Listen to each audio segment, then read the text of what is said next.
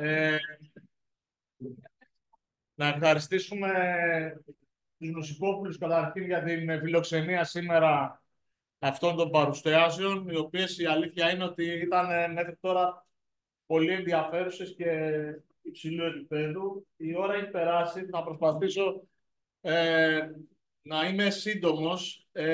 Το δικό μου θέμα, η λογική του ανοιχτού κώδικα, αφορά το χώρο της πληροφορικής, αλλά επεκτείνεται και σε άλλους τομείς, όπως είναι οι κατασκευές, όπως είναι το περιεχόμενο, η διακυβέρνηση, ακόμα και η δημιουργία φαρμάκων. Είναι ένας γενικότερος τρόπος σκέψης που στηρίζεται στο γεγονός ότι η γνώση δεν είναι κλειστή, η γνώση μοιράζεται, ότι υπάρχει αυτό που είπε ο Βίλφρεντ Παρέτο, το 80-20, υπάρχει ένα ποσοστό το οποίο σε οποιαδήποτε δράση κάνουμε είναι, ας πούμε, το μη αξιοποιήσιμο.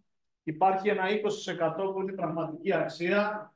Έτσι λοιπόν η λογική του ανοιχτού κώδικα, το μοντέλο του ανοιχτού κώδικα που έχει δουλέψει πάρα πολύ στο χώρο της πληροφορικής, και ξεκίνησε στην ουσία από τη δεκαετία του 70 στα Αμερικάνικα πανεπιστήμια. Αυτή τη στιγμή είναι ένα μοντέλο που έχει κυριαρχήσει στον χώρο της αγοράς πληροφορικής. Τι σημαίνει? Σημαίνει ότι κατασκευάζουμε ένα λογισμικό στο οποίο διαθέτουμε σε όλους τους υπόλοιπους, ακόμα και στους ανταγωνιστές μας, τον τρόπο με τον οποίο έχει κατασκευαστεί. Τι καταφέρουμε να κερδίσουμε? Καταφέρουμε να δημιουργήσουμε στην ουσία μια πλατφόρμα την οποία γνωρίζουμε εμείς καλά, έχουμε το συγκριτικό πλεονέκτημα και πάνω σε αυτήν μπορούμε να δώσουμε υπηρεσίες, μπορούμε να δώσουμε premium services ή κάποιο λογισμικό το οποίο το κρατάμε κλειστό και έχει όντως την αξία την οποία κάποιος θέλει να πληρώσει. Δεν θα σταθώ στην ιστορία της ανοιχτότητας. Οι ρίζες της βρίσκονται στην Αγγλία του 17ου αιώνα. Προέρχεται η λογική από τον αγγλοσαξονικό κυρίως χώρο. Στη σύγχρονη εποχή έχει ξεκινήσει στην Αμερική από το κίνημα του ανοιχτού κώδικα τη δεκαετία του 70.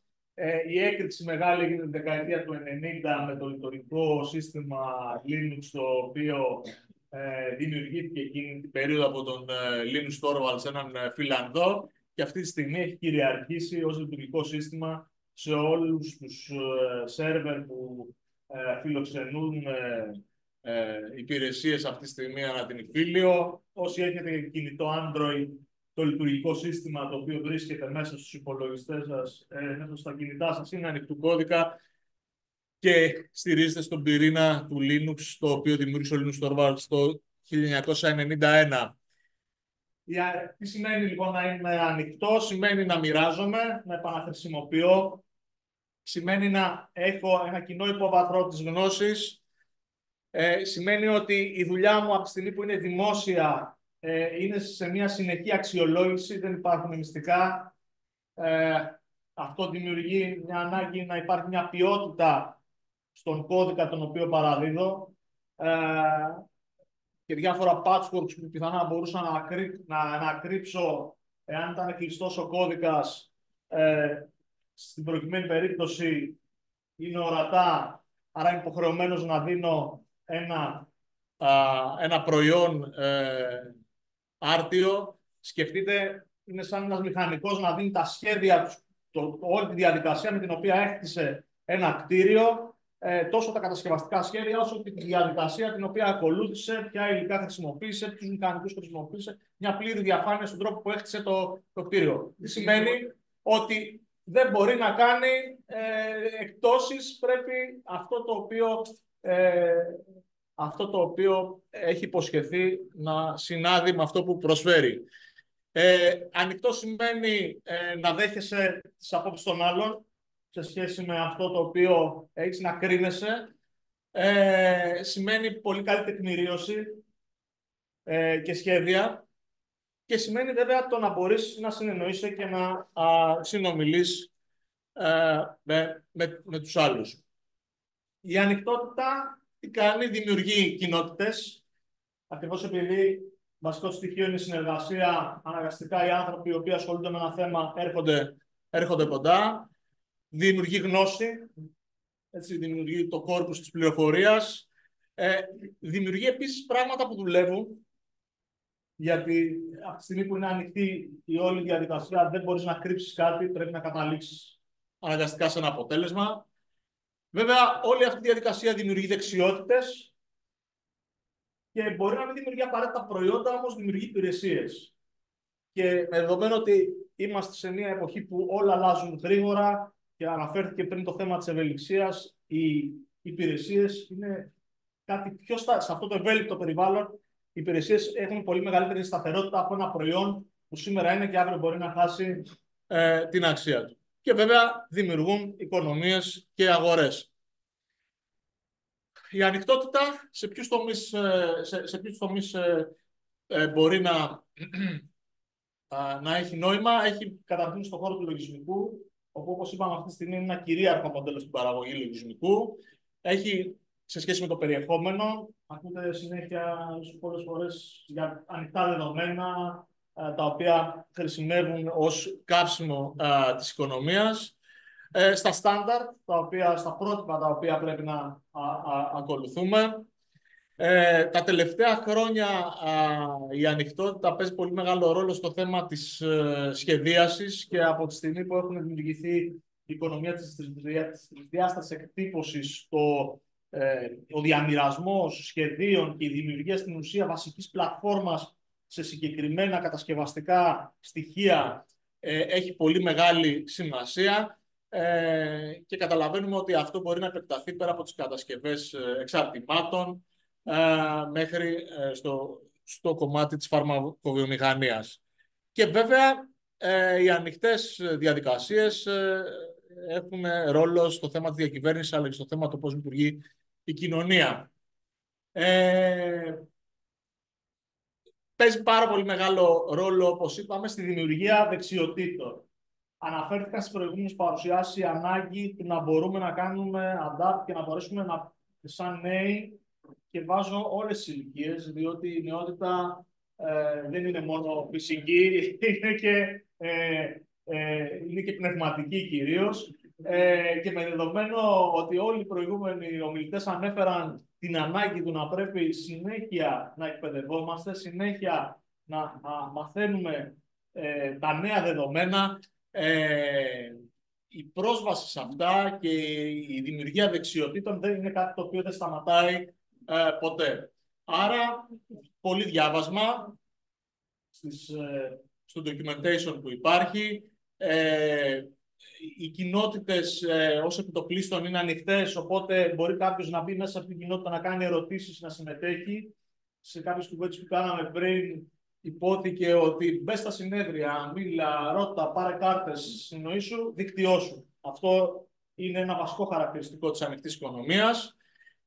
Ακριβώς επειδή υπάρχει ο ανοιχτός κώδικας, άρα και τα εκτελέσματα, οι εφαρμογές που δημιουργούνται μέσα από αυτό είναι ανοιχτές, έχεις μια δυνατότητα να πάρεις το αποτέλεσμα, να πάρεις αυτές τις εφαρμογές και να τις αξιοποιήσεις επαγγελματικά ως εργαλεία. Εγώ θα φέρω το δικό μου προσωπικό παράδειγμα. Δεν ξεκίνησα σαν μηχανικός λογισμικού, ξεκίνησα σαν μηχανικός υπολογικού ναυτικού, μηχανικός βέβαια και στις δύο περιπτώσεις.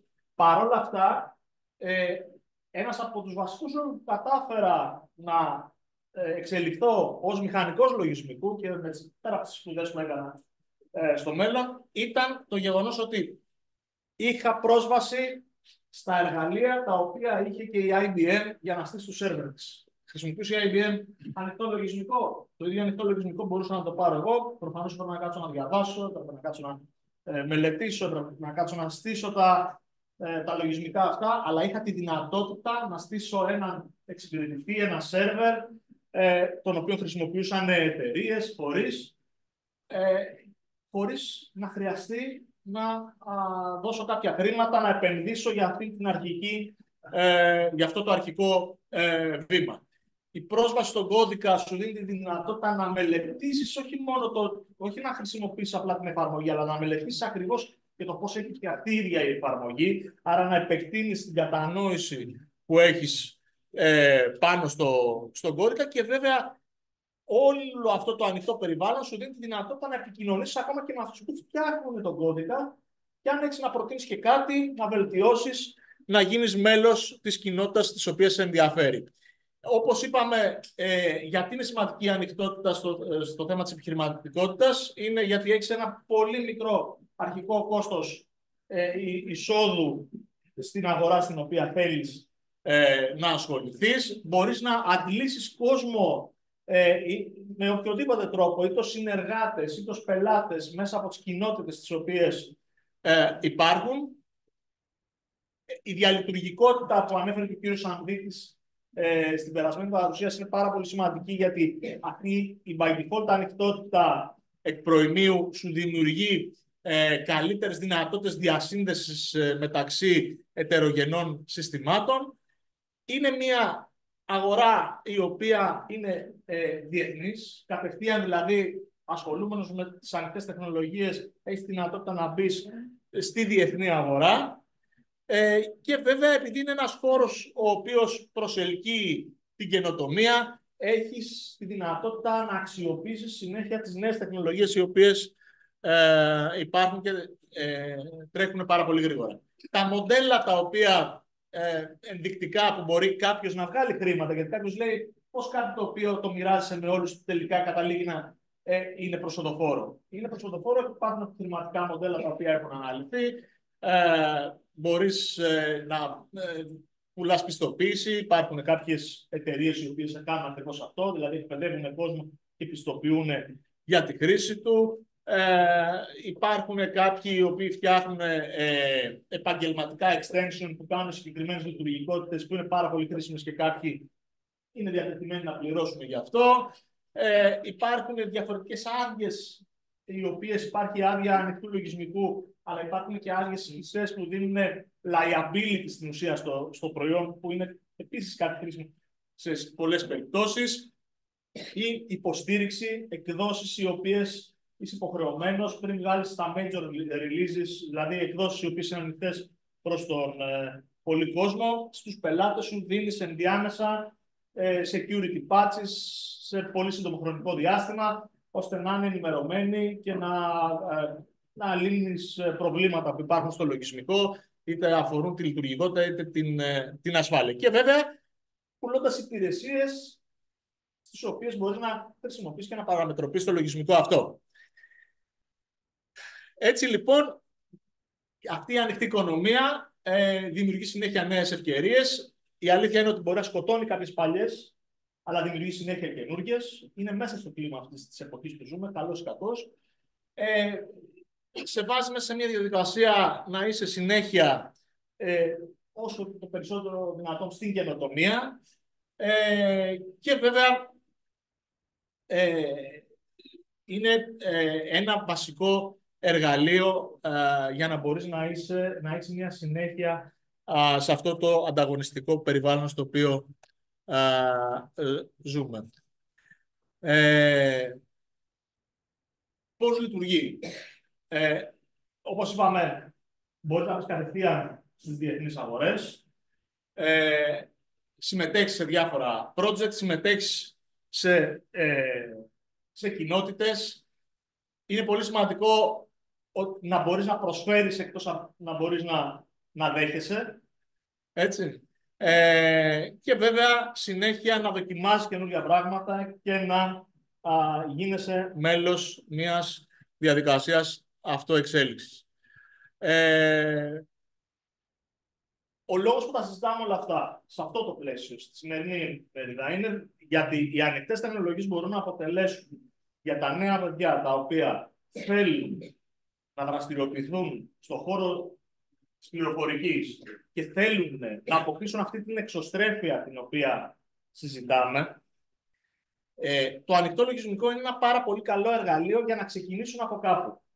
Να αποκτήσουν τις δεξιότητες εκείνες, είτε για να φτιάξουν την δική τους εταιρεία, είτε για να πιάσουν δουλειά στον ευρύτερο χώρο είτε των Βαλκανίων που ανέφερε ο κύριος Δημοκίδης, είτε της Μέσης Ανατολής, στην οποία θα αναφέρω κάποια στοιχεία στο επόμενο διάστημα. Και βέβαια, επειδή εδώ πέρα είμαστε ως Κωνσταντινοπολίτες, ο στόχος μας πρέπει να είναι κάποια στιγμή να μπορέσουμε κάποιος νέος κόσμος να ξαναγυρίσει στην πόλη, να μπορέσει να αναπτυχθεί η πόλη ξανά, να μπορέσει να αποτελέσει το φυσικό σπίτι της νέας γενιάς των Ρωμιών. Η Κωνσταντινούπολη, είτε το θέλουμε είτε όχι, τόσο πριν από εμάς, όσο και μετά από εμάς, είναι μια μέγα πόλη. Είναι μια πόλη παγκοσμίου επίπεδου. Υπήρχε, θα υπάρχει και θα αποτελεί έναν παράγοντα διεθνούς εμβέλειας.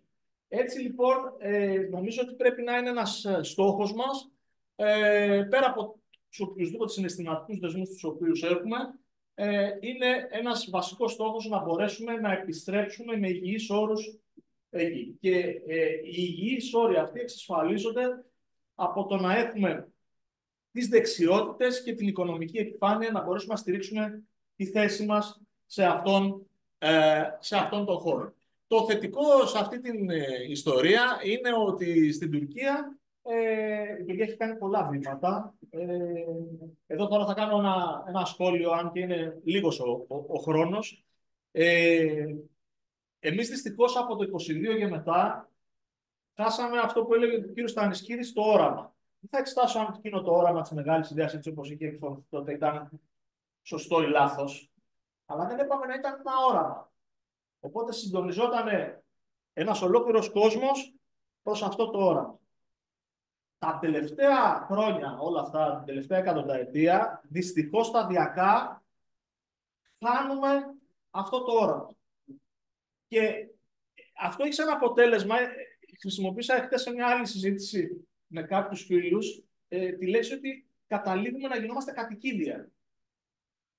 Δηλαδή, βολευόμαστε από την ασφάλεια, εγώ θα πω, που έχει το εθνικό κράτος και μας δίνει, από τις επιδοτήσεις, τις ευρωπαϊκές, οτιδήποτε, και έχουμε φτιάξει μια δομή την οποία με τον ένα ή με τον άλλο τρόπο κάπως όλοι βολευόμαστε γύρω από αυτή, αλλά ο κόσμος τρέχει γύρω μας.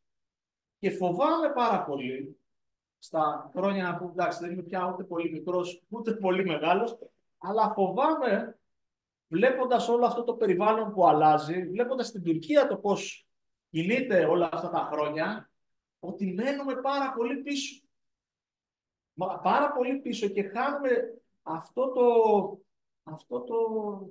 το βλέμμα στο μάτι μας του να θέλουμε να φάμε τα σίδερα που λένε λαϊκά στο χωριό μου. Δηλαδή να κατακτήσουμε τη θέση μας στον παγκόσμιο καταμερισμό εργασίας,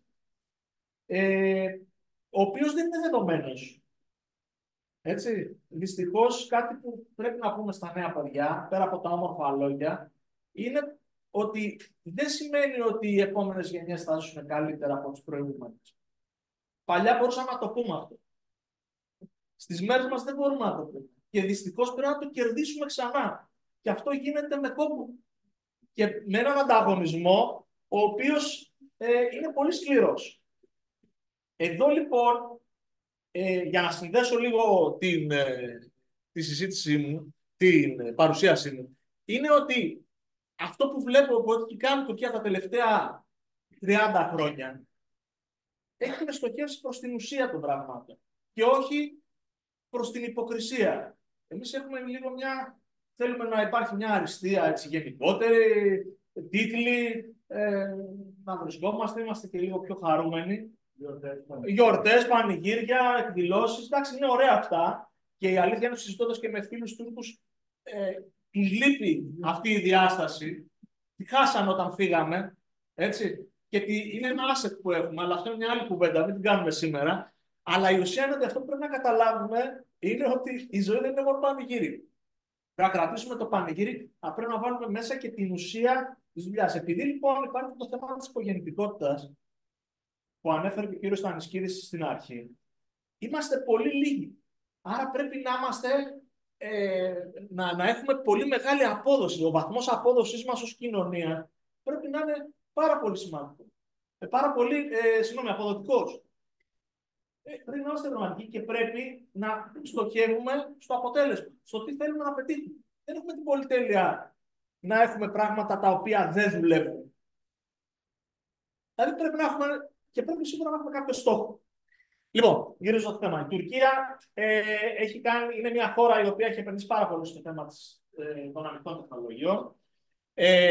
Αυτή τη στιγμή στην Τουρκική Κεντρική Τράπεζα, στις εφορίες, στο στρατό έχουν δικό τους λειτουργικό σύστημα, χρησιμοποιούν κατά κόρον ανοιχτές τεχνολογίες και έχουν φτιάξει μάλιστα και κάποιες startup οι οποίες έχουν εξελιχθεί και είναι αυτή τη στιγμή σε συγκεκριμένους τομείς όπως την ασφάλεια πληροφοριακών συστημάτων, είναι σε κορυφαίο επίπεδο στον κόσμο, παγκόσμιο.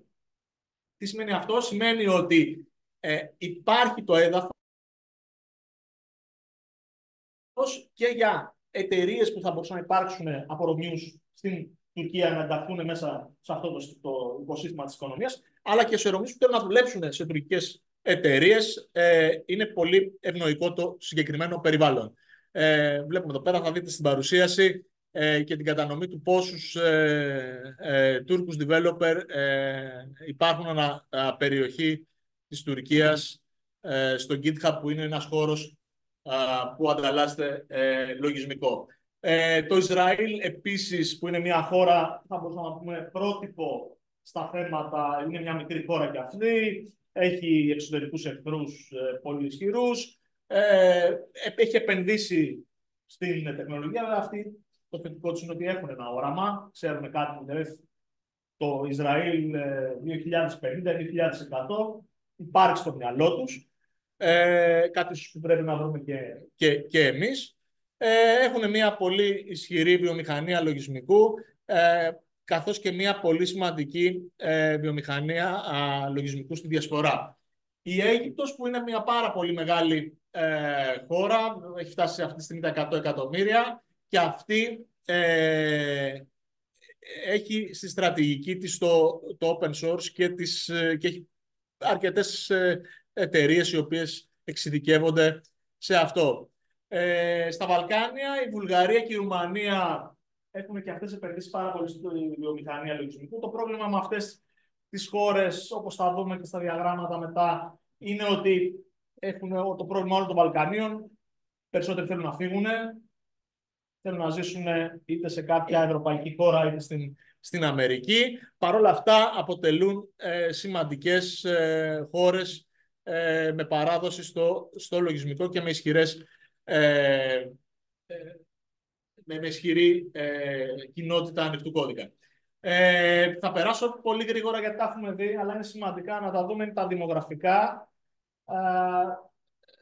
Η κατάσταση στη χώρα μας, την είπε και ο κύριος Στανισκίδης, δυστυχώς την ξέρουμε. Είμαστε λίγοι. Και θα είμαστε λίγοι, θα είμαστε ακόμα λιγότεροι στο μέλλον. Αυτό μπορεί να είναι όντως προβληματικό, αλλά για εσάς τα νέα παιδιά είναι και ευκαιρία. Είναι ευκαιρία γιατί υπάρχουν δυνατότητες, υπάρχουν θέσεις εργασίας, υπάρχουν καλές θέσεις εργασίας, στις οποίες σας περιμένουν. Σας περιμένουν να μπορέσετε να πάτε ένα βήμα παραπάνω από τις προηγούμενες γενιές, να αξιοποιήσετε αυτό που είναι μειονέκτημα ως πλεονέκτημα, να δημιουργήσετε τις δυνατότητες τις οικονομικές που να σας επιτρέψουν, έχοντας βέβαια και ένα όραμα, αυτή η καμπάνα να αλλάξει. Αυτή η κατανομή να αλλάξει. Να δημιουργήσετε οικογένειες, να δημιουργήσετε περισσότερα μέλη, τα οποία θα μπορέσουν να δώσουν ένα ρόλο στην ύπαρξή σας στα χρόνια που έρχονται. Πάλι σε μια συζήτηση χτεσινή που συζητούσαμε για το ρόλο της μεγαλοαστικής τάξης στην Ελλάδα. Και ένα από τα προβλήματα που είχε είναι ότι κάποια στιγμή πίστευε ότι δεν έχει αξία η ελληνικότητά της. Σπούδασε τα παιδιά της σε πανεπιστήμια και σε σχολεία τα οποία δεν έχουν καμία σχέση με την παράδοση. Δεν συνδέθηκε με τον κόσμο.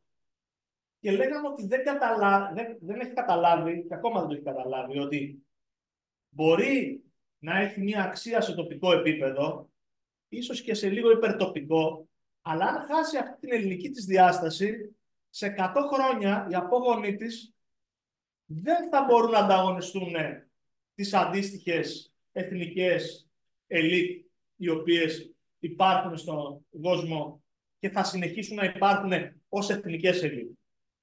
Εντάξει, αυτό όμως είναι κάτι που δεν αφορά μόνο τις ελίτ, αφορά και όλο τον υπόλοιπο κόσμο και εμάς ιδιαιτέρως.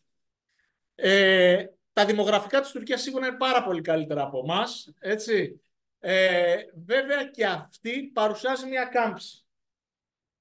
Δεν είναι δηλαδή, όπως θα δείτε την καμπάνα της Αιγύπτου, η οποία είναι εντυπωσιακή στον νέο πληθυσμό. Εντάξει. Αυτό όμως σημαίνει ότι αυτή η σταθερότητα που έχει η Τουρκία σημαίνει ότι θα έχουμε μία μεσαία τάξη η οποία θα διεκδικήσει σίγουρα ένα πολύ καλύτερο ρόλο σε πολύ μεγαλύτερη έκταση σε σχέση με τις δεκαετίες του 80 ή του 90. Και σίγουρα είναι ένα πεδίο στο οποίο μπορούμε να έχουμε ευκαιρίες επιχειρηματικότητας σε αυτή τη χώρα των 84 εκατομμυρίων. Το Ισραήλ είναι μια μικρή χώρα, αλλά έχει μια τέλεια κατανομή και ίσως εδώ θα πρέπει να δούμε πώς ακριβώς μπορούμε να πετύχουμε το ίδιο, γιατί τα μεγέθη είναι κοινά, 9,4 εκατομμύρια είναι οι Ισραηλινοί, εκμεταλλευόμενοι βέβαια τη διασπορά σε πάρα πολύ μεγάλο βαθμό που υπάρχει σε όλο τον κόσμο. Εδώ είναι βέβαια το εντυπωσιακό της Αιγύπτου. Εντάξει, η Αίγυπτος είναι μια χώρα η οποία θα παίξει πάρα πολύ σημαντικό ρόλο στα επόμενα χρόνια στον χώρο της Νοτιοανατολικής Μεσολογγίου και εκεί έχουμε ρίσματα. Έτσι, έχουμε μια παράδοση από τους Πτολεμαίους. Έχουμε μια παράδοση μέχρι την περίοδο του Νάσερ και βέβαια υπάρχει και το Πατριαρχείο Αλεξανδρίας, το οποίο είναι ένα πολύ σημαντικό asset στην περιοχή. Νέες γενιές, τις οποίες πρέπει να συνομιλήσουμε. Και εδώ θα έλεγα ότι πρέπει να συνομιλήσουμε και πολιτισμικά μαζί τους. Πρέπει με κάποιο τρόπο, όπως η Τουρκία ασκεί μια πολιτισμική διπλωματία μέσα από τον κινηματογράφο, μέσα από τις σειρές, αντίστοιχα πρέπει να συνομιλήσουμε με τις νέες γενιές των ανθρώπων της Μέσης Ανατολής. Η Βουλγαρία βρίσκεται σε κάμψη και από ό,τι φαίνεται είναι μη αναστρέψιμη. Εδώ θα πρέπει επίσης να δούμε πώς μπορούμε σταδιακά, ίσως πολιτισμικά, να επανέλθουμε σε αυτό το χώρο. Επαναφέρω το θέμα του πολιτισμικού, γιατί αυτό είναι το πρώτο βήμα για να μπορέσουμε να συζητήσουμε οτιδήποτε άλλο σε σχέση με την οικονομική δραστηριότητα. Και το ίδιο ισχύει και για την Ρουμανία. Με όλες αυτές τις χώρες προφανώς έχουμε δεσμούς τους οποίους μπορούμε να αξιοποιήσουμε. Τώρα, κλείνοντας, να πούμε κάποια ιστορικά στοιχεία. Υπάρχει ο χώρος της καθημάς περιοχής, ο οποίος δημιουργήθηκε κυρίως στους μεταλεξανδρινούς χώρους, από τον Κάφκασο μέχρι το Σουέζ κάτω, μέχρι τον Νείλο, και από τη Σικελία μέχρι τον Κάφκασο.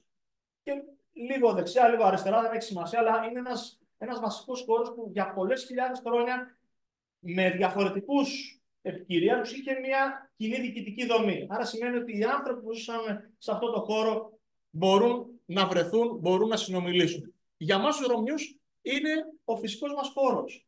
Ο φυσικός μας χώρος δεν είναι ο ελληνικός χώρος, δεν είναι μόνο η Ελλάδα. Είναι το σύνολο όλου αυτού του χώρου. Και βέβαια, την περίοδο της αναγέννησης, της Ρωμαϊκής αναγέννησης, η οποία ξεκίνησε από το 1700 και δυστυχώς διακόπηκε βία το 1922, αυτός ο χώρος ήταν ένας χώρος κυριαρχίας σε οικονομικό και σε κοινωνικό επίπεδο. Αυτό πρέπει να είναι ένα στοιχείο του οράματος. Δηλαδή πρέπει με κάποιο τρόπο να μπορέσουμε να επανέλθουμε και με φυσικό τρόπο, αλλά και με ένα κοινωνικό πρόταγμα σε αυτούς τους λαούς. τελείωσε προφανώς με τους εθνικισμούς των Βαλκάνιων, συμπεριλαμβανομένης βέβαια και της Ελληνικής Επανάστασης μέσα σε αυτό. Εντάξει, εδώ είναι πολύ σημαντικό να έχουμε στο μυαλό μας ότι πολλά πράγματα δεν είναι αυτοαναφορικά, δεν κινούνται γύρω από μας όλα. Υπάρχει ένας πάρα πολύ σημαντικός ρόλος των συμφερόντων των πολύ μεγάλων δυνάμεων στην περιοχή, τις οποίες πάντα πρέπει να λαμβάνουμε υπόψη. Έτσι. Και αυτή τη στιγμή βρισκόμαστε λοιπόν σε μια νέα εποχή παγκοσμιοποίησης. Πιθανά τα κράτη, οι δομές οι οποίες υπάρχουν σήμερα σε 30 χρόνια, 40 χρόνια, σε 100 χρόνια να μην υπάρχουν. Βρισκόμαστε λοιπόν σε μια κατάσταση στην οποία πιθανά τα σύνορα θα αλλάξουν. Πιθανά θα βρεθούμε σε υπερεθνικές δομές. Άρα θα πρέπει να λειτουργήσουμε πια όχι ως μέρος μιας κρατικής δομής, την οποία βέβαια πρέπει να εκμεταλλευτούμε ώστε να σταματήσει να υπάρχει, αλλά θα πρέπει να δούμε το ρόλο μας ως ένα έθνος μέσα σε μια υπερεθνική δομή. Δεν υπάρχουν πια δύο πόλοι. Οι πιο μικροί, εσείς βέβαια μπορεί να το θυμάστε, μέχρι το 1989 ο κόσμος ήταν χωρισμένος σε δύο στρατόπεδα, Σοβιετική Ένωση και Δύση κλπ. Έχουμε ξεφύγει από αυτό. Είμαστε σε μια εποχή που υπάρχουν πάρα πολλοί πόλοι και υπάρχει ένα ρευστό γεωπολιτικό περιβάλλον. Σε σχέση με εμάς υπάρχουν δύο βασικές κατευθύνσεις. Η μία είναι ότι η Ευρωπαϊκή Ένωση με κάποιο τρόπο θα συνεχίσει να υπάρχει και θα επεκταθεί κάποια στιγμή προς Ανατολάς.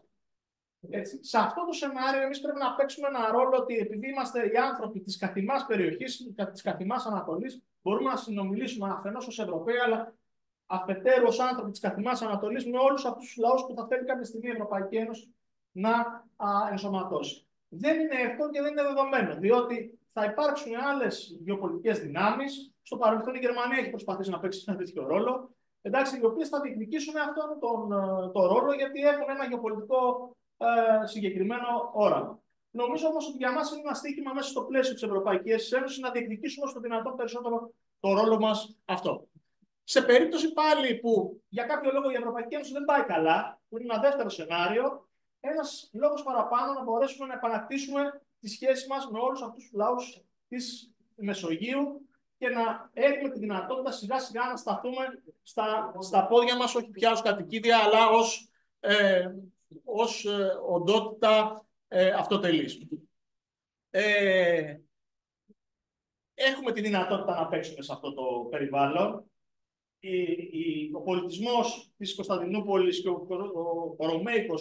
η ρωμαϊκή κουλτούρα είναι μια κοσμοπολίτικη κουλτούρα, την οποία πρέπει να την θυμίσουμε με το παράδειγμά μας ακριβώς στις νέες γενιές, όχι μόνο των Κωνσταντινοπολιτών, αλλά και των Ελλαδιτών και όλων των υπόλοιπων συμπολιτών μας, και να φτιάξουμε στην ουσία ένα αφήγημα για το τι θέλουμε να είναι ο ελληνισμός για τα επόμενα χρόνια. Είναι σημαντικό να μπορέσουμε να αυξηθούμε με κάποιο τρόπο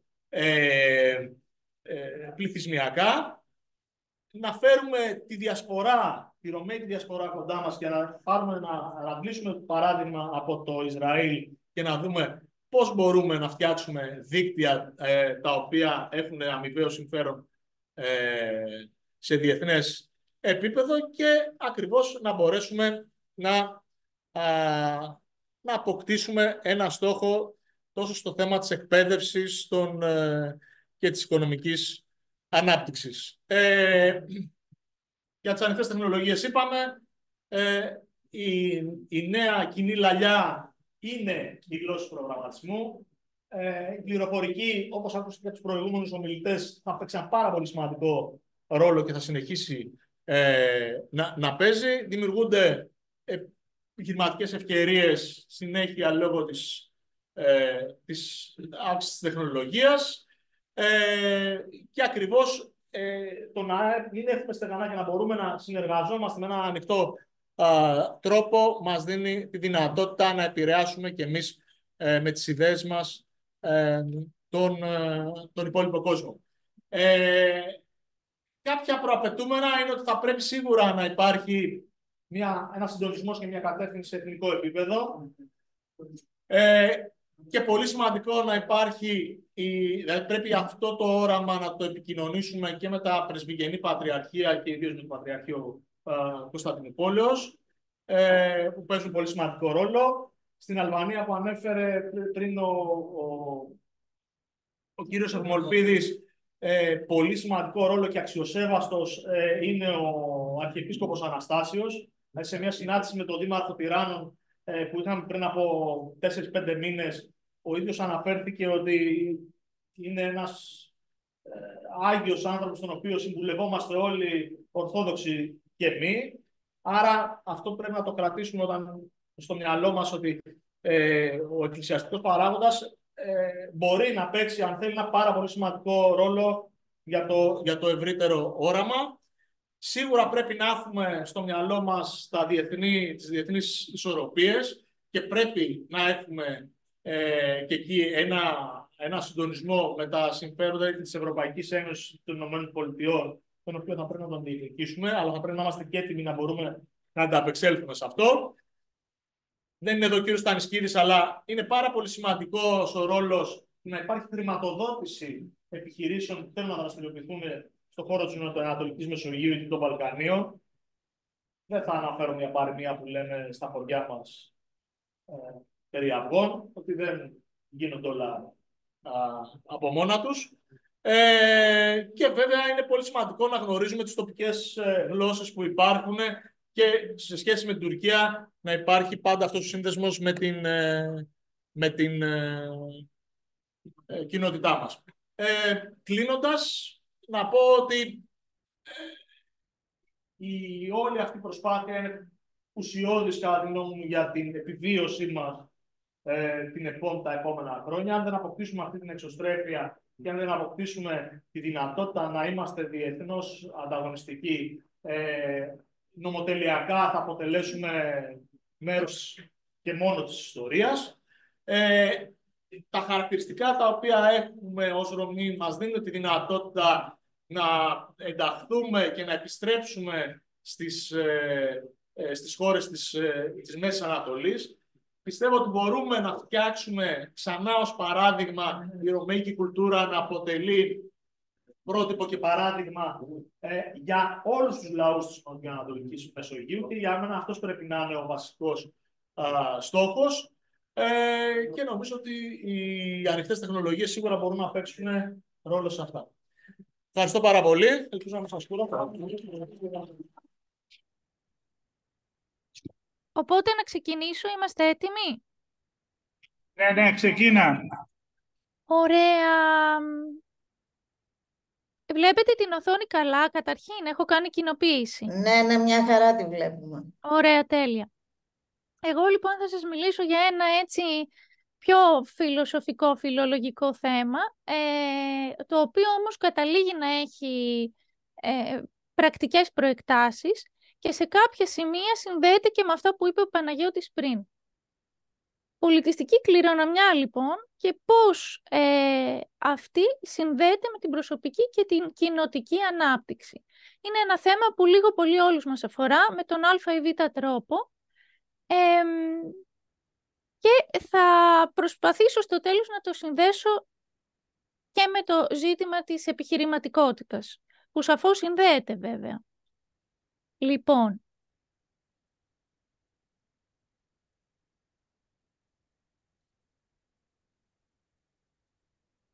μισό λεπτό γιατί δεν πάει στο επόμενο. Με τα βέλη παίξε. Με τα βέλη. Να το. Εντάξει. Λοιπόν, ξεκινάμε λοιπόν. Πάντα ξεκινάω να παρουσιάζω ένα θέμα από το γενικό προς το ειδικό, έτσι θα κάνουμε και τώρα. Πατάμε λοιπόν αρχικά στους ορισμούς του θέματος αυτού. Να δούμε λοιπόν κάποιους επίσημους ορισμούς σχετικά με την πολιτιστική κληρονομιά. Υπάρχουν πολλοί τέτοιοι ορισμοί για την πολιτιστική κληρονομιά. Κάποιοι από τους πιο επίσημους είναι συγκεκριμένοι. Ο ένας βρίσκεται στο εγχειρίδιο του ICOM, του Διεθνούς Συμβουλίου για τα Μουσεία. σύμφωνα με τον οποίο πολιτιστική κληρονομιά είναι κάθε αντικείμενο ή άειλο στοιχείο που κρίνεται ότι έχει αισθητική, ιστορική, επιστημονική ή πνευματική αξία. Ένας δεύτερος ορισμός δίνεται στη Σύμβαση της Χάγης για την προστασία της πολιτιστικής κληρονομιάς. Στην περίπτωση ενόπλων σειράξεων έγινε αυτή η Σύμβαση στη Χάγη. Αυτό το θέμα αφορούσε και εκεί μέσα επίσης ξεκαθαρίστηκε ο ορισμός της πολιτιστικής κληρονομιάς, όπου εκεί υπόθηκε πως πρόκειται για την κληρονομιά φυσικών έργων και άειλων χαρακτηριστικών γνωρισμάτων μιας ομάδας ή κοινωνίας που κληρονομούνται από τις προηγούμενες γενιές, διατηρούνται στο παρόν και απονέμονται στις μελλοντικές γενιές προς όφελός τους. Και ο πιο πρόσφατος ορισμός που συναντάμε σε σύμβαση, σε μια μεγάλη σύμβαση, είναι αυτός που συναντούμε στη Σύμβαση του Παρισίου του 1972, μια πάρα πολύ γνωστή σύμβαση που ξεκαθαρίζει όλα τα ζητήματα γύρω από την προστασία της παγκόσμιας πολιτιστικής και φυσικής κληρονομιάς και έγινε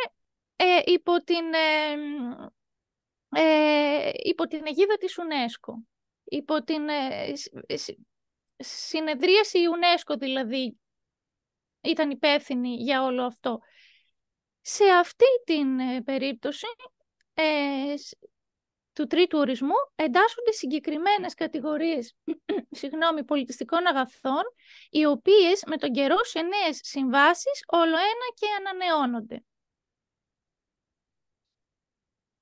Ορίστηκε λοιπόν σε αυτή την σύμβαση του Παρισίου του 1972, ξεκαθαρίστηκε το περιεχόμενο του όρου πολιτιστική κληρονομιά ως έτσι το πιο πρόσφατο ορισμό που έχουμε σε σύμβαση και ο ορισμός αυτός περιλαμβάνει την υλική, την άειλη πολιτιστική κληρονομιά και τη φυσική.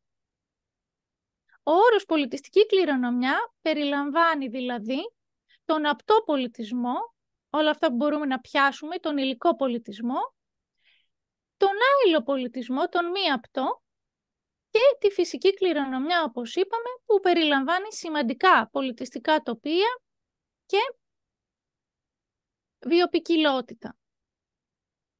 Να δούμε τώρα τις δύο μεγάλες κατηγορίες, υλική και άειλη, που είναι έτσι και πιο συνηθισμένες. Υλική και άειλη πολιτιστική κληρονομιά. Στην υλική περιλαμβάνονται τα εξής: η ακίνητη πολιτισμική κληρονομιά, οτιδήποτε δεν κινείται, δηλαδή αρχαιολογικοί χώροι, σπήλαια, μνημεία.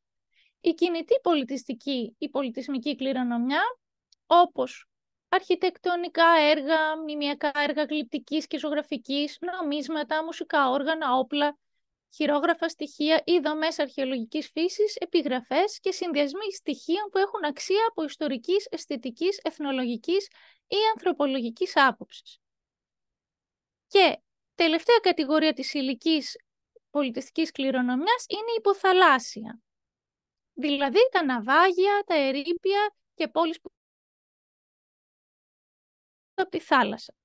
Και πάμε τώρα στην άειλη, που είναι η δεύτερη μεγάλη κατηγορία, μετά είναι η φυσική. Στην άειλη περιλαμβάνονται οι προφορικές παραδόσεις, η προφορική ιστορία δηλαδή, προφορικές εκφράσεις συμπεριλαμβανομένες της γλώσσας ως όχημα της άειλης πολιτιστικής κληρονομιάς, οι τέχνες του θεάματος, δηλαδή η μουσική, ο χορός και το παραδοσιακό θέατρο, κοινωνικές πρακτικές, τελετουργίες και εορταστικές εκδηλώσεις, ήθη έθιμα, γνώσεις και πρακτικές που αφορούν στη φύση και στο σύμπαν. Και επίσης εδώ συμπεριλαμβάνεται και όλη η τεχνογνωσία που συνδέεται με τις παραδοσιακές τέχνες. Ας πούμε η τέχνη της ξερολιθιάς εντάσσεται εδώ. Και άλλες πολλές παραδοσιακές τέχνες και γνώσεις γύρω από τέτοια ζητήματα.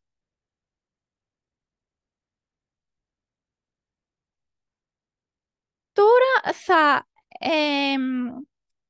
προσπαθήσουμε να ανακαλύψουμε λίγο τη δυναμική της πολιτιστικής κληρονομιάς και πού έγκυται αυτή η δυναμική. Έχει τεράστια δυναμική η πολιτιστική κληρονομιά από πολλές απόψεις. Πρώτον,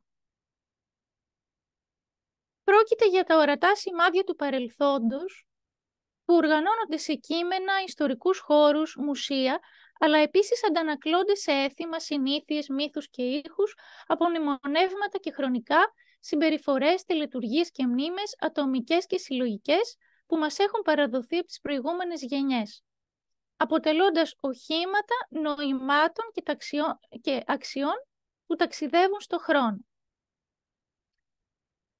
Δεύτερο στοιχείο στο οποίο έγκυται η δυναμική της πολιτιστικής κληρονομιάς πρόκειται για ένα πολιτισμικό πλούτο που μεταβιβάζεται από γενιά σε γενιά.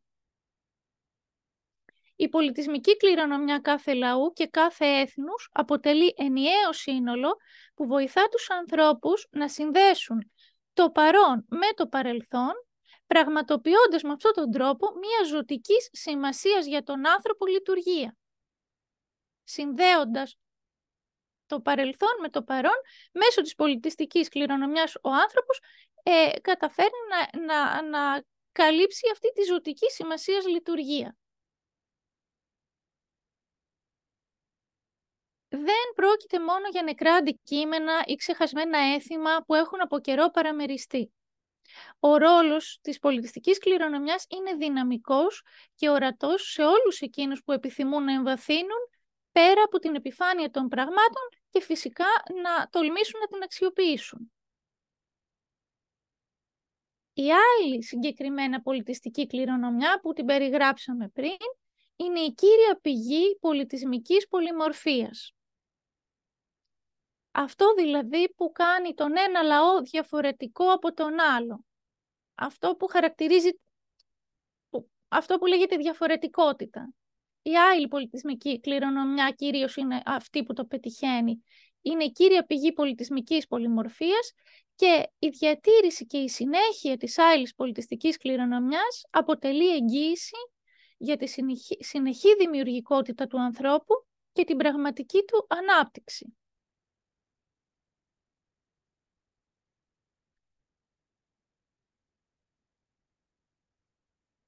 Τώρα, ένα από τα ζητήματα που μας προβληματίζουν πια στις μέρες μας είναι το ζήτημα της παγκοσμιοποίησης, όπως ξέρουμε.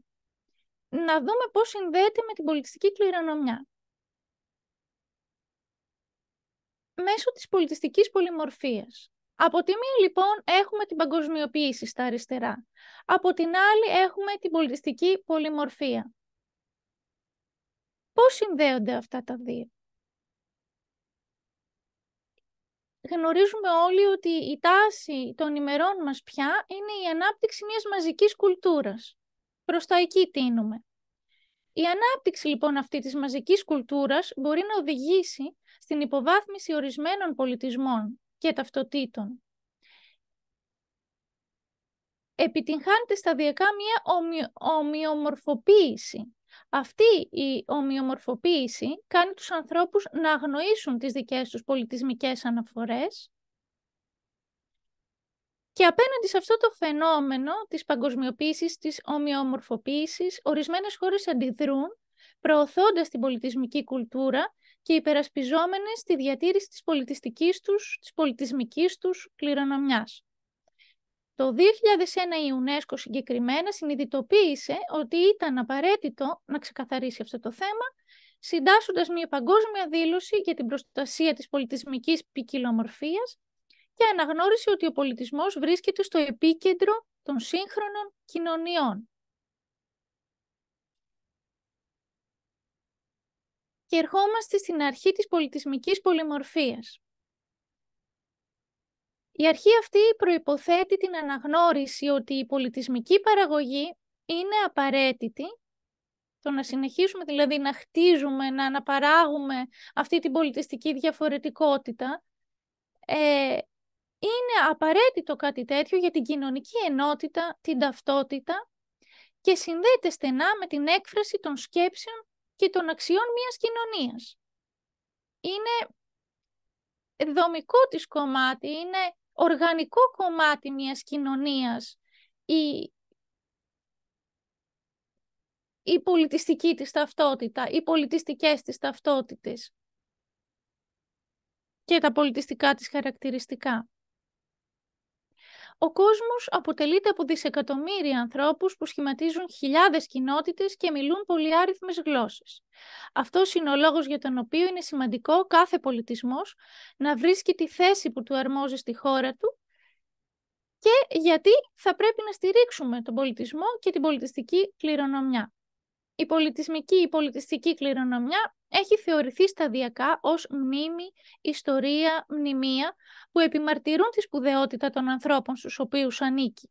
Γι' αυτό αποτελεί και τον κατεξοχήν σύνδεσμο, όπως ήδη είπαμε, μεταξύ παρελθόντος, παρόντος και μέλλοντος. Και ως εκ τούτου ένα παράγοντα σταθεροποίησης για τις κοινωνίες και τον κόσμο. Και επανερχόμαστε στο θέμα της άειλης πολιτιστικής κληρονομιάς, καταλήγουμε μάλλον σε αυτό και ξαναλέμε ότι είναι η κύρια πηγή πολιτισμικής πολυμορφίας, οι εκφράσεις, δηλαδή οι τρόποι έκφρασης ενός λαού και η διατήρηση και συνέχεια της άειλης πολιτιστικής κληρονομιάς είναι τόσο μεγάλη σημασίας γιατί αποτελεί εγγύηση για τη συνεχή δημιουργικότητα ενός λαού και την πραγματική του ανάπτυξη.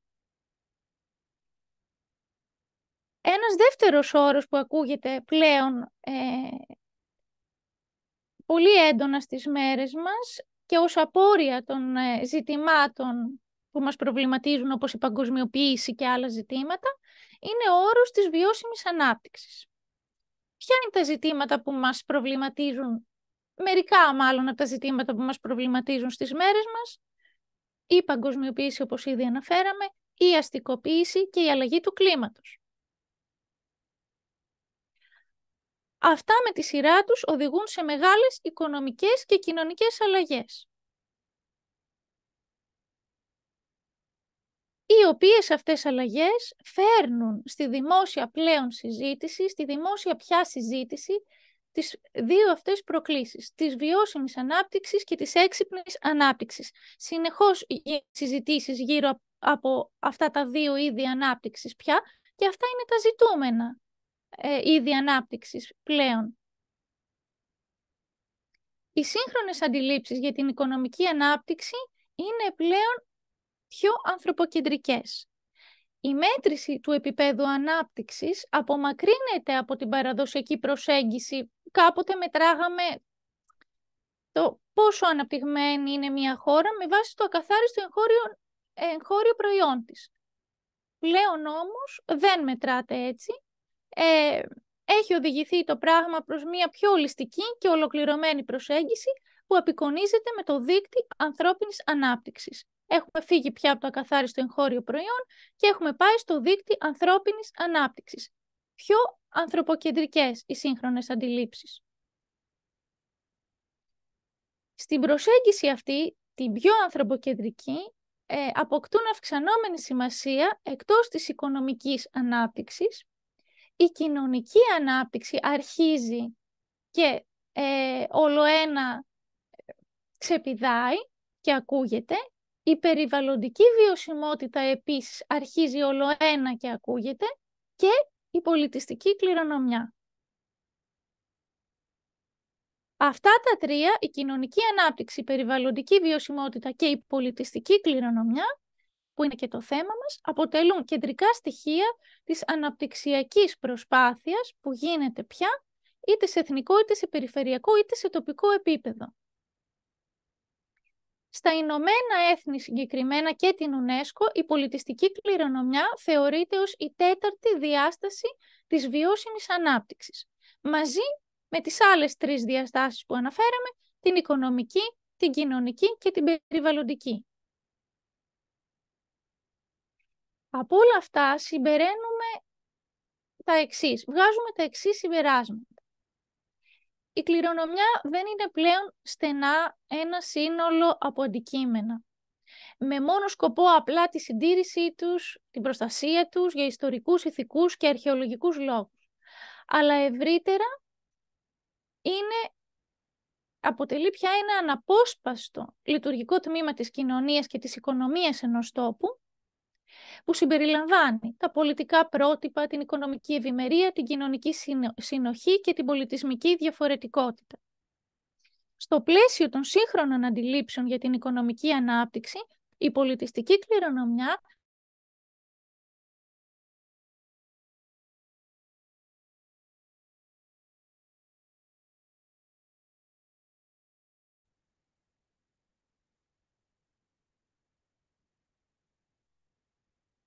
συμπεραίνουμε επίσης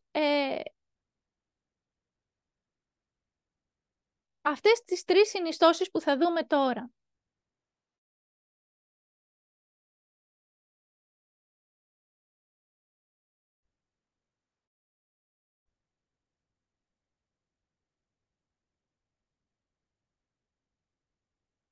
Μ' ακούτε?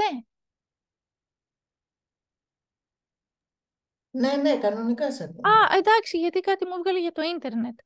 Ωραία. Ναι, βγάζει λίγο ότι έχεις λίγο χαμηλή σύνδεση, αλλά κανονικά σε ακούμε. Ωραία, συνεχίζω. Έχεις διακοπές, συνέχισε, ναι. Ωραία, Λίγο στην τελευταία πρόταση, έλα που συνέχισε. ωραία. Συμπεραίνουμε επίσης ότι το σχετικό θεωρητικό πλαίσιο που προκύπτει αποτελείται από τρεις οικονομικές συνιστώσεις. Ποιες είναι αυτές? Πρώτον, η αναγνώριση της κληρονομιάς ως οικονομικού κλάδου αυτοτελώς μπορεί από μόνη της να αποτελέσει ένα αυτοτελή οικονομικό κλάδο, ο οποίος χρησιμοποιεί πόρους, παράγει προϊόντα και δημιουργεί απασχόληση και κέρδη από μόνος του, αυτός καθεαυτός. Ο κλάδος της πολιτιστικής κληρονομιάς ως οικονομικός κλάδος. Η δεύτερη οικονομική συνιστόσα είναι η θεώρηση της κληρονομιάς ως αναπτυξιακού παράγοντα που λειτουργεί καταλυτικά στην αναπτυξιακή διαδικασία με την προσέλκυση οικονομικών λειτουργιών και την ενθάρρυνση αναπτυξιακών δραστηριοτήτων. Και η τρίτη συνιστόσα είναι η προσέγγιση της κληρονομιάς ως εργαλείο ανάπτυξης, πώς όμως μέσω της δημιουργίας ταυτότητας ενός χώρου, ενός τόπου, μιας πόλης ή μιας χώρας.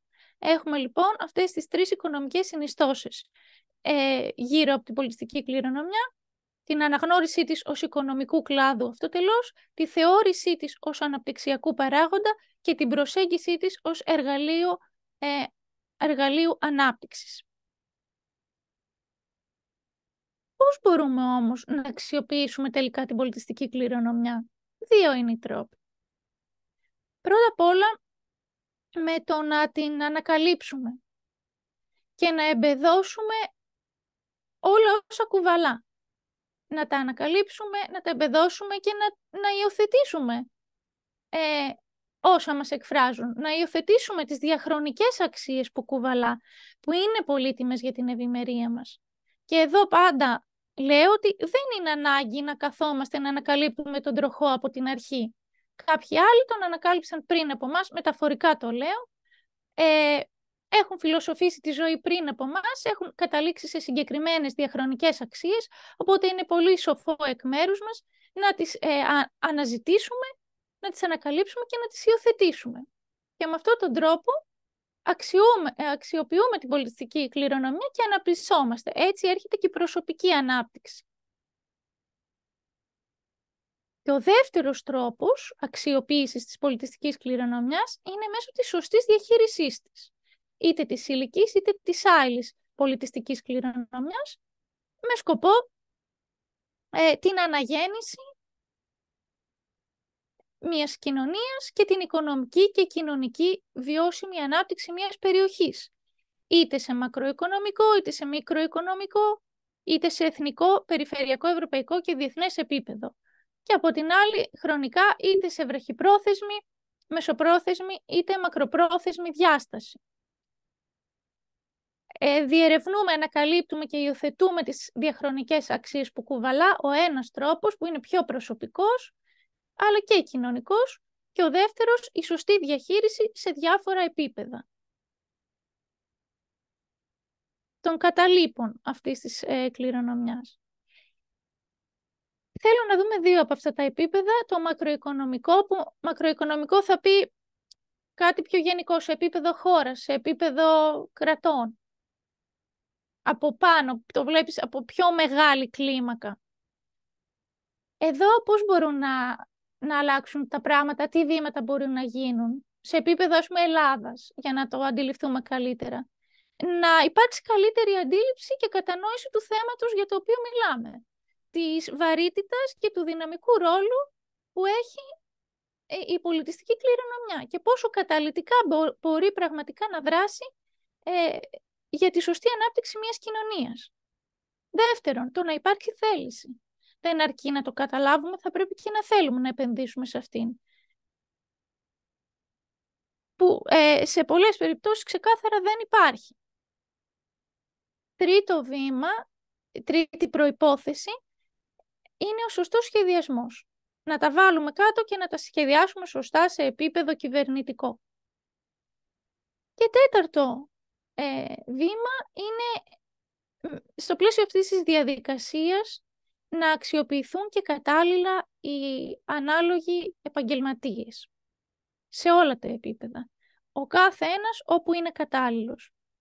Στην Ελλάδα γνωρίζουμε ότι ο πολιτισμός είναι κρατικοκεντρικός. Όλα αποφασίζονται και διαχειρίζονται από το κράτος. Αυτό όμως δεν είναι απόλυτα σωστό. Μέχρι ενός σημείου είναι σωστό. Ή το παιχνίδι παίζεται ανάμεσα στο κράτος και στους αρχαιολόγους.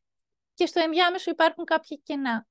Ενώ υπάρχουν κατάλληλοι πολλές άλλες ειδικότητες που μπορούν να καλύψουν αυτά τα κενά. Και να γίνει πολύ καλύτερη διαχείριση και πολύ καλύτερη αξιοποίηση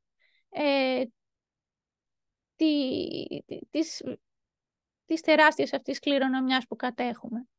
Ένα παράδειγμα είναι οι πολιτιστικοί διαχειριστές που καλύπτουν κενά ανάμεσα σε αυτές τις ειδικότητες και δυστυχώς δεν έχουν αναγνωριστεί στη χώρα μας και δεν υποστηρίζονται και δεν αξιοποιούνται όπως γίνεται σε χώρες του εξωτερικού. Παρόλο που υπάρχουν πτυχία, διδάσκεται αυτή η ειδικότητα σε πανεπιστήμια. Μια άλλη διάσταση σε μακροοικονομικό επίπεδο που αξίζει να αναφέρουμε είναι ο πολιτιστικός τουρισμός. Ότι αξίζει να επενδύσουμε περισσότερο σε αυτό το κομμάτι και να γίνει πιο σωστή δουλειά, να σχεδιαστεί και να λειτουργήσει καλύτερα. Και πάω τώρα σε μικροοικονομικό επίπεδο, σε επίπεδο μικρότερης κλίμακας, δηλαδή σε επίπεδο κοινωνιών, σε επίπεδο μιας ομάδας ατόμων. Τι μπορεί να γίνει σε αυτές τις περιπτώσεις. Και εδώ μπορούμε να πετύχουμε σωστή διαχείριση υλικής και άειλης πολιτιστικής κληρονομιάς για την αναγέννηση και την οικονομική και κοινωνική βιώσιμη ανάπτυξη μιας περιοχής. Μιλάμε για μικρότερης κλίμακας τώρα περίπτωση μιας περιοχής, ενός χωριού. Σε επίπεδο δήμου, ας πούμε, να γίνει σωστή διαχείριση. Η ανάδειξη και η αξιοποίηση της κληρονομιάς μέσω διαφόρων ειδών πρωτοβουλειών που μπορεί ο καθένας να λάβει είτε ως άτομο είτε ως φορέας, πολλών ειδών πρωτοβουλίες και ως ΙΟΜΚΟ. Παίρνουμε κατά καιρούς διάφορες τέτοιες πρωτοβουλίες. Και εδώ έρχεται και η κοινωνική επιχειρηματικότητα, μιας και μιλάμε σε μικροοικονομικό επίπεδο, η οποία άπτεται του θέματος αυτού. Η κοινωνική επιχειρηματικότητα συνδέεται με την πολιτιστική κληρονομιά. Άρα, να που έρχεται και κολλάει και το θέμα της επιχειρηματικότητας και πώς μπορούμε να οποιοσδήποτε ενδιαφέρεται για το θέμα αυτό να ξεκινήσει να φέρνει θετικές αλλαγές γύρω του, πατώντας πάνω στην πολιτιστική κληρονομιά σε επίπεδο κοινωνίας. Θα συνεχίσουμε με την κοινωνική επιχειρηματικότητα, θα κάνουμε μια αναφορά για να καταλάβετε περισσότερο. Και επίσης οι startups στον πολιτισμό. Αν κανείς στις μέρες μας είναι επαγγελματίας του πολιτισμού, πολύ πιο πιθανό είναι να φέρει μια θετική αλλαγή ξεκινώντας αυτός κάτι δικό του, μια εταιρεία, μια startup, παρά να περιμένει να διοριστεί κάπου. Και οι θέσεις δεν είναι αρκετές σε επίπεδο δημόσιας διαχείρισης, αλλά και οι αλλαγές που μπορείς να φέρεις σε δημόσιο επίπεδο είναι πολύ πιο λίγες.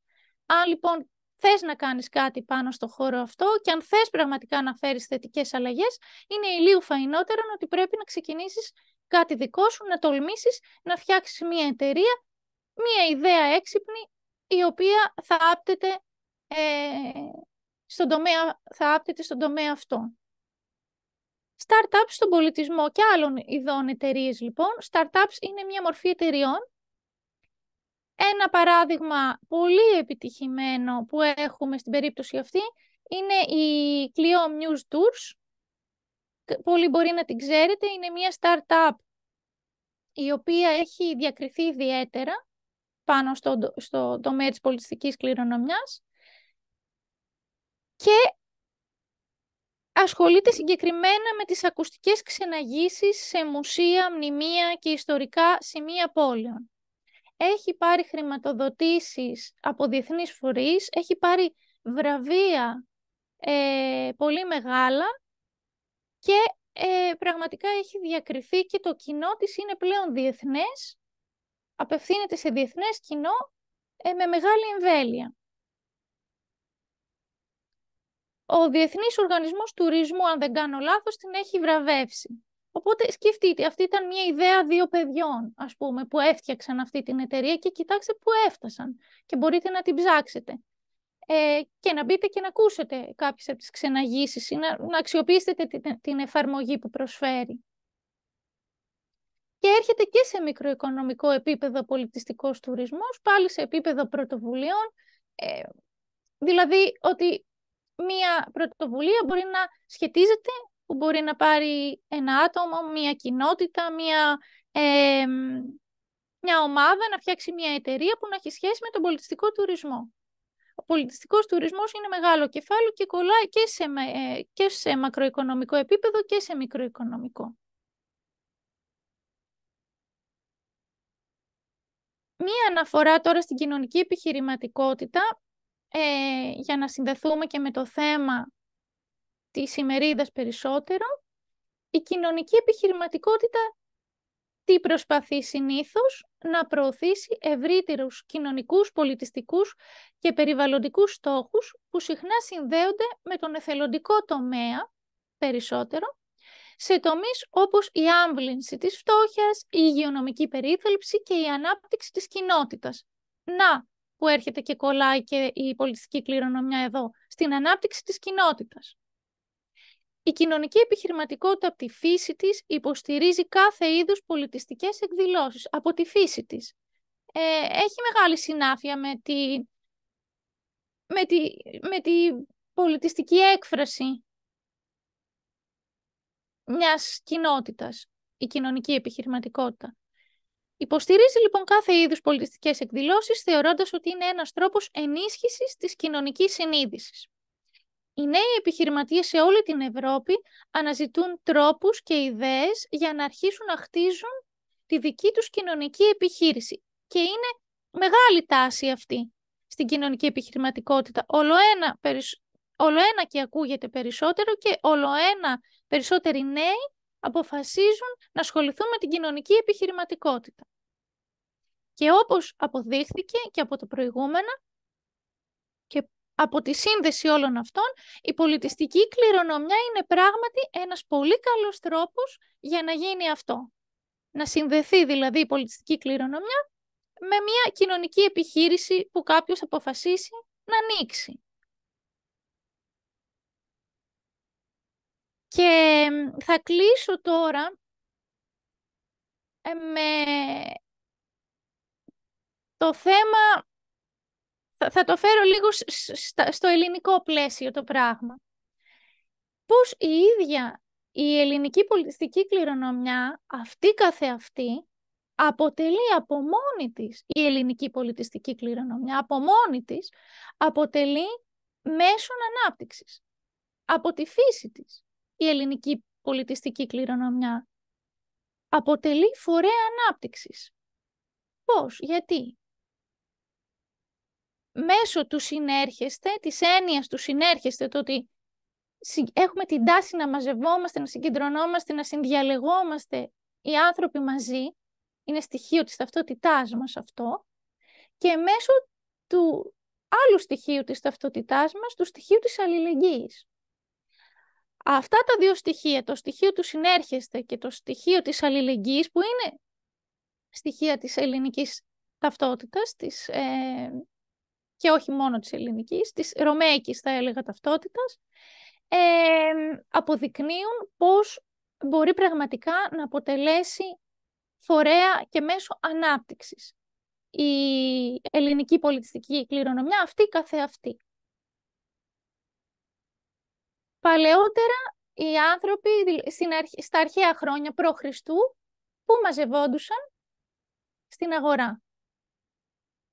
Μετά Χριστόν που άρχισαν να μαζεύονται οι άνθρωποι, να συνέρχονται στο πλαίσιο της κοινότητας, ενός συλλόγου, μιας ομάδας.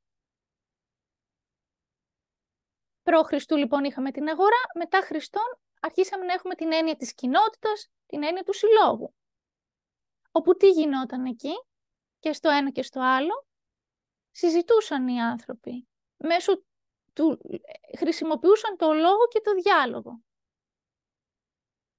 Παγκόσμιες αξίες οι οποίες προέκυψαν ακριβώς από αυτά τα πλαίσια.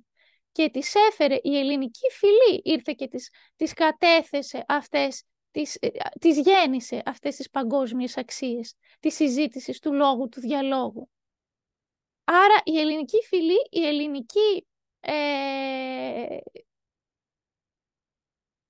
ελληνική φυλή δημιούργησε αυτή τη μορφή της ανάπτυξης. Μαζευόντουσαν λοιπόν όλοι οι άνθρωποι μαζί, συζητούσαν ποια είναι τα προβλήματα που έχουμε, πώς μπορούμε να τα λύσουμε, πώς μπορούμε να βοηθήσουμε στο κάθε τι, ο καθένας, όπως μπορεί ο καθένας. Και όλο αυτό αποτελούσε έναν τρόπο αντίστασης στη φθορά. Αυτό ήταν το όπλο τους, να μαζεύονται όλοι μαζί, να συζητούν και να προσπαθούν να λύσουν τα προβλήματά τους. Το ίδιο που προσπαθούμε και σήμερα να κάνουμε και με όλες αυτές τις συλλογικότητες. Ο καθένας όποιες επιλέγει να είναι, σε όποιες επιλέγει να ανήκει ο καθένας. Δεν ξέρω για τον ελληνικό χαρακτήρα, αλλά ο ελληνικός τρόπος βίου σίγουρα δεν είναι εγωκεντρικός. Ποτέ δεν ήταν. Ακριβώς για το λόγο που αναφέραμε πριν. Οι Έλληνες, οι Ρωμιοί είχαν μάθει να ζουν όλοι μαζί. Αλληλέγγυοι. Είχαν μάθει να συνέρχονται. Το εμείς το έχουμε στο DNA μας. Είναι κομμάτι της πολιτιστικής μας ταυτότητας. Της πολιτιστικής μας κληρονομιάς. Είναι λοιπόν το εμείς κομμάτι της ελληνικής πολιτιστικής κληρονομιάς. Και είναι το εμείς και ο μόνος τρόπος προσωπικής και κοινωνικής ανάπτυξης. Κανένας δεν μπορεί να προοδεύσει με το εγώ. Κανένας δεν μπορεί να προοδεύσει μόνος του. Μόνο μαζί μπορούμε πραγματικά να προοδεύσουμε και σαν άτομα και σαν κοινωνίες. Και εδώ έρχεται και γεννάται και η έννοια της κοινότητας, που καταλαβαίνουμε πόσο σημαντική είναι και πόσο βαριά είναι η έννοια της κοινότητας, γιατί αποτελεί το ιδανικό πλαίσιο ανάπτυξης του ανθρώπου. Πού μπορεί ο άνθρωπος να αναπτυχθεί καλύτερα? Στο πλαίσιο των μικρών κοινοτήτων. Αυτό είναι το ιδανικό πλαίσιο για να αναπτυχθεί και προσωπικά και κοινωνικά ο άνθρωπος. Και τι συμπεραίνουμε από όλα αυτά? Που καταλήγουμε ότι η ελληνική ιδιοσυγκρασία, η ελληνική ταυτότητα, αυτή καθεαυτή,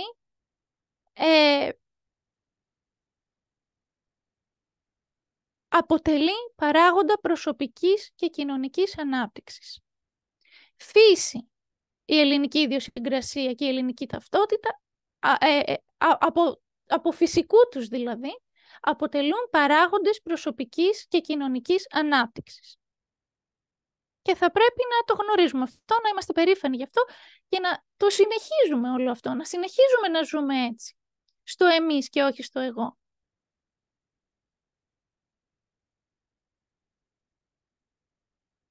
Και θα πρέπει να ξέρουμε και να μην ξεχνάμε πως όταν πράττουμε κάτι για το καλό του συνόλου, οτιδήποτε κι αν είναι αυτό, όλο αυτό είναι ένα πράγμα πολύ πολύ βαθιά ελληνικό.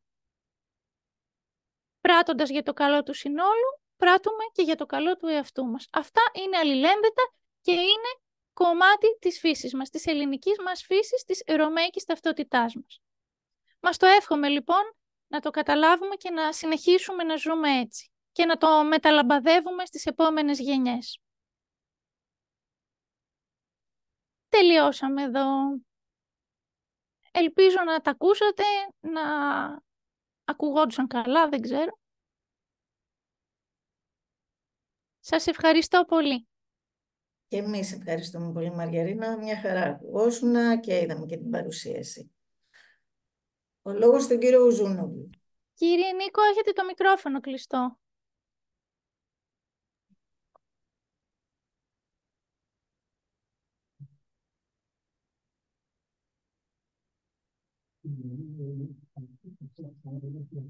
Λοιπόν,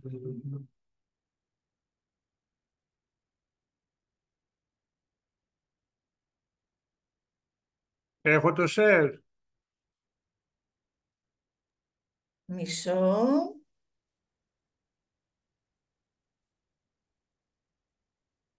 Εντάξει, νομίζω ήρθε. Μμ. Λοιπόν, θα είμαι αρκετά σύντομος, γιατί έχει περάσει και η ώρα βέβαια. Για δύο προγράμματα θέλω να σας μιλήσω. Το ΕΛΠΙΣ το έχετε ακουστά αρκετά χρόνια. Ποιος είναι ο σκοπός? Η συμβολή στην αναζωογόνηση της ρωμιοσύνης της πόλης. Ξεκίνησε μια μελέτη πριν 3 χρόνια και έχει διάφορες δράσεις. Μια συνεργατική δράση είναι αυτό που κάνει η ΟΜΚΟ τα τελευταία 10 χρόνια, να υποστηρίζει τους μαθητές με πολίτικη καταγωγή που σπουδάζουν στην Ελλάδα, στην Δευτέρα και Τρίτη Γυμνασίου του Λυκείου. Το είχαμε ξεκινήσει πολύ παλιά στην πόλη, μεταφέρθηκε στην Ελλάδα. Φέτος ο αριθμός των παιδιών που υποστηρίχθηκαν είναι 50, με ένα ποσό το οποίο κυμαίνεται κατά μέσο όρο 300, σε μερικά είναι και παραπάνω. Δυστυχώς είναι εφάπαξ μία φορά, αυτές είναι οι δυνατότητες. Ο προϋπολογισμός αυτής της συνιστώσας ήταν περίπου 20.000 ευρώ. Και ένα παράλληλο πρόγραμμα, το οποίο λίγο αργότερα ξεκίνησε, ήταν για τους φοιτητές, φοιτήτριες. Το ξέρετε όσοι βρίσκεστε εδώ. Η υποστήριξη για επαναπατρισμό στην πόλη, που κάποτε ακουγόταν τρελή ιδέα, δεν είναι εύκολο κάτι. Ένα από τα σοβαρά ζητήματα που έχουμε ασχοληθεί είναι το θέμα της επανάκτησης ή απόκτησης ηθαγένειας της Τουρκίας. Εάν δεν έχετε ηθαγένεια στην Τουρκία, πρακτικά δεν μπορείτε να δουλέψετε. Είναι πολύ περιορισμένα τα πράγματα. Μια εταιρεία για να προσλάβει έναν υπάλληλο χρειάζεται 5πλάσιο Τούρκους να έχει, Τούρκους υπηκόους να έχει ως εργαζόμενους. Αυτό είναι ένα ζήτημα ανοιχτό. Οι υπηκόντες επανακτώνται από αυτούς που μαζικό τρόπο διαγράφησαν. Υπάρχει ο μεγάλος περιορισμός ότι για να πάρει ένα παιδί Κωνσταντινουπολίτη υπηκότητα, θα πρέπει όταν γεννήθηκε ένας από τους δύο γονείς να έχει υπηκότητα. Και αυτό είναι περιορισμός, διότι υπάρχει το χάσμα των 60 ετών, 2 γενιές τουλάχιστον. Όταν χαθεί μία γενιά, δυστυχώς δεν έχει κάνει η Τουρκία βήματα σε αυτό. Να βρεθεί κάποια λύση, παρόλο που οι καριέρας υπάλληλοι λένε ότι εμείς μπορούμε να το λύσουμε, δεν υπάρχει πολιτική βούληση να γίνει αυτό από πλευράς της ηγεσίας. Γίνονται μαθήματα τουρκικής γλώσσας από το διαδίκτυο. Η κυρία Ασκήτογλου 2 χρόνια διδάσκει και παλαιότερα γινόντουσαν μαθήματα που είναι βασική υποστήριξη. Το πρόγραμμα το οποίο έχουμε μπορούμε και υποστηρίζουμε 12 μήνες όταν επαναπατριστεί κάποιος με ένα ποσό 600 ευρώ το μήνα να υποστηρίζουμε τον νέο που θα έχει εγκατασταθεί. Και βέβαια παράλληλα προσπάθεια έβρεσης εργασίας και ίδρυση εταιριών για όλα που μιλήσαμε σήμερα. Αυτό το οποίο έχει δουλέψει αρκετά είναι παροτρύνουμε με προγράμματα, με υποστήριξη, με μια υποτροφία 5.000 ευρώ ετήσια, για την Τουρκία είναι σημαντικό ποσό, να συνεχίσουμε για μεταπτυχιακές σπουδές σε καλά ΑΕΗ της χώρας, της Κωνσταντινούπολης, τα οποία είναι αγγλικά κατά κανόνα. Είτε μεταπτυχιακές είτε διδακτορικές σπουδές. Τώρα έχουμε στην εξέλιξη 2 περιπτώσεις.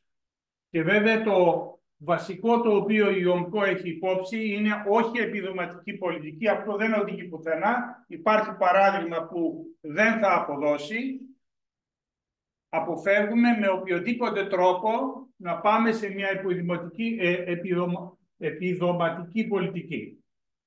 Υπάρχει πάντοτε η σκέψη αυτή της ίδρυσης μιας αναπτυξιακής μονάδας στην πόλη και αυτά που μιλήσαμε λίγο πριν σχετίζονται με αυτά. Το ΕΛΠΙΣ έχει πολλές συνιστώσεις, έχει μια μελέτη εκτενή και μπορείτε να σας το στείλω όποιος ενδιαφέρεται. Ένα καινούριο πρόγραμμα το οποίο ξεκινάει τώρα,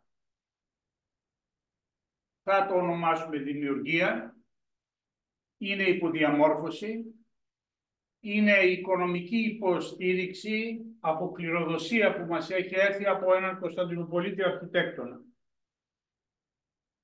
Όπως ξέρετε, νομικά δεν είναι πολύ εύκολα τα πράγματα στην Ελλάδα όταν πάρεις μια κληρονομιά να την μπορέσεις να την αξιοποιήσεις, αλλά είμαι στο πρώτο τελευταίο στάδιο να γίνει αυτό, ευτυχώς. Το ποσό το οποίο θα προέρχεται αυτό θα κατευθυνθεί σε σκοπό όπως αυτά που μιλήσαμε λίγο πριν. Ήδη έχει ξεκινήσει μια συνεργασία με το ΕΠΙΣΕΙ που ακούσατε, για το Καστρίτσιο Μουσείο. Εγκαθίσταται μια μονάδα η οποία ουσιαστικά θα βοηθάει νεοφυείς εταιρείες ή τεχνοβαστούς, όπως τις λένε. Αυτό άμεσα τελειώνει τώρα, δηλαδή προχωράει, θα ξεκινήσει και θα έχουμε μια στενή συνεργασία με το ΕΠΙΣΕΙ για προγράμματα για τα σωματεία μας και την ΙΟΜΚΟ βέβαια μετά.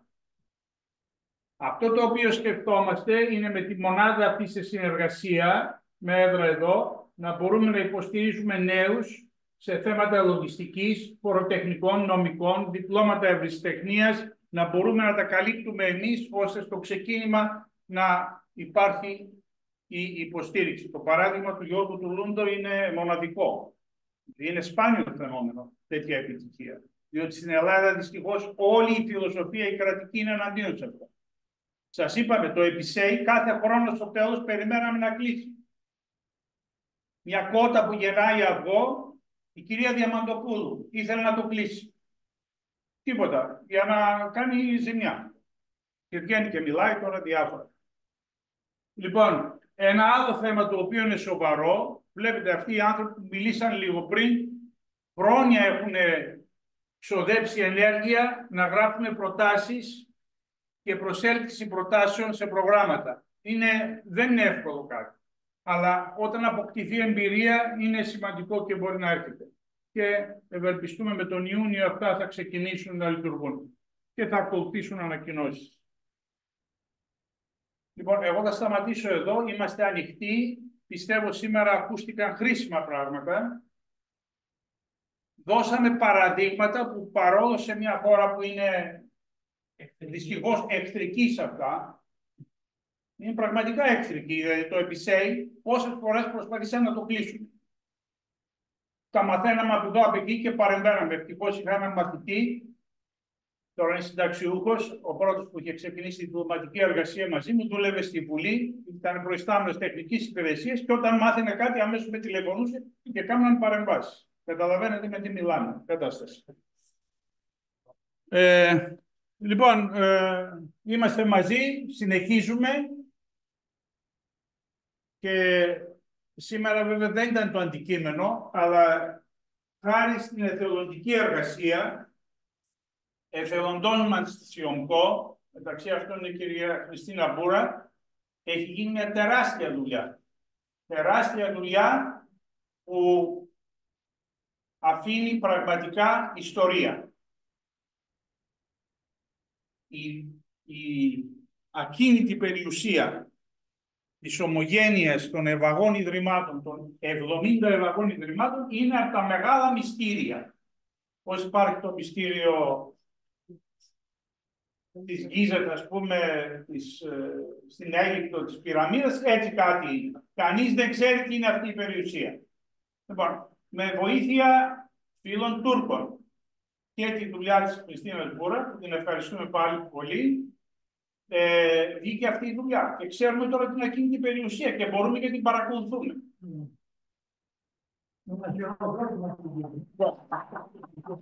Ευχαριστώ πολύ για την υπομονή σας. Μας πήρε περισσότερη ώρα από ό,τι περιμέναμε, αλλά έτσι είναι αυτά. Πρόεδρε, Σοβαρά. Πρόεδρε, μ' ακούτε? Λοιπόν, Μ' χαιρετούμε. ακούτε? Μ' Ναι. ακούτε? Υπάρχει μία ερώτηση. Ωραία, ευχαρίστως. Να μας ρωτήσει. Ναι, είναι συγκεκριμένα τα πανεπιστήμια τα οποία εντάσσονται στο πρόγραμμα Ελπίς για άτομα που θέλουν να κάνουν μεταπτυχιακό. Όχι, δεν είναι συγκεκριμένα, αλλά είναι πολλά στην πόλη. Όλες οι μεταπτυχιακές σπουδές, είτε κρατικά είτε βακουφικά που λέμε βαγή ιδρύματα, αγγλικές σπουδές έχουν, επομένως δεν είναι συγκεκριμένα. Τα μεγαλύτερα βέβαια είναι το γνωστό το Πανεπιστήμιο της πόλης, το Πολυτεχνείο της πόλης, τα παλιά ιδρύματα και επίσης τα ιδιωτικά είναι το ΚΟΤΣ, το Σαμπαντζή και πολλά άλλα βέβαια, στα οποία μπορεί κανείς να αποτανθεί, να συνεχίσει είτε μεταπτυχιακά είτε διδακτορικό. Έχουμε παραδείγματα τέτοια και στο ακροατήριο είναι και μπορούμε ευχαρίστως λεπτομέρειες να συζητήσουμε. Ωραία, αν κάποιος θέλει μπορεί να αποτανθεί σε εμάς μέσω email για περισσότερες πληροφορίες. Λοιπόν, να ευχαριστήσουμε και τη Διονυσία που όλη την συντονισμό έκανε από το διαδίκτυο. Και εγώ σας ευχαριστώ. Ήταν πολύ Όλους χρήσιμα τους ομιλητές. όλα αυτά που υπόθηκαν, ακριβώς. Λοιπόν, τα έχουμε καταγράψει, θα τα συμπιέσουμε και θα είναι διαθέσιμα. Συγχαρητήρια πάντως για την εκδήλωση αυτή. Ήταν πάρα πολύ κατατοπιστική. Το όνομά σας? Γιαλιάς Αθανάσιος λέγομαι. Γεια σας, χαιρετισμού στον πατέρα σας. Είμαι πτυχιούχος του Τμήματος Κοινωνικής Θεολογίας και Θρησκεολογίας. Σας ευχαριστώ πάρα πολύ για την εκδήλωση αυτή. Ήταν πολύ καταπληκτική και θερμά συγχαρητήρια. Θα θέλω να συγχαρώ επίσης τον αξιότιμο κύριο Βασίλη Ελβμολπίδη για τις διάφορες πληροφορίες που μας έχει δώσει ώστε να Ωραία, θα το μεταφέρουμε. ένα καλύτερο μέλλον. Εσείς θα έρθετε στην Αθήνα για να βρεθούμε? Βεβαίως. Ωραία, ναι, θα με τηλεφωνήσετε να βρεθούμε. Βεβαίως, θα τα πούμε και από κοντά. Ωραία, λοιπόν, σας χαιρετούμε όλους και ευχαριστούμε πολύ.